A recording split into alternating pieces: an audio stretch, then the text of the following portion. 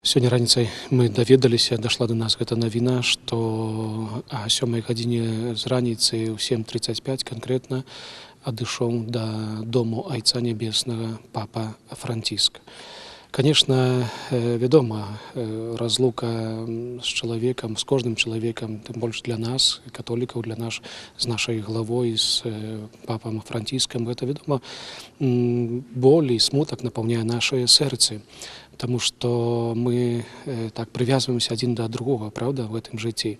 Але з другого боку гэта пэўная радасць, тому что ён ужо там, куды мы збіраемся ісці, у дому Айца. Кожны з нас, святароў, правазглашае Евангелие, і кожны з нас, святароў, прыгатаўлівае кожнага чалавека да гэтай хвіліны.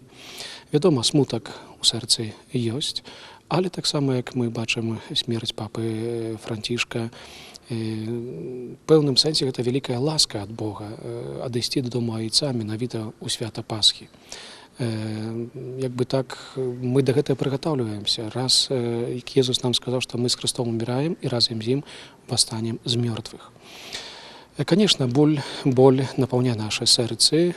Будзем маліцца праз бліжэйшыя дні, прасіць Божай міласэрнасці для папы Францішка. Папа Франціск у нашай памяці застанецца як той, хто верна выконваў евангельскія каштоўнасці.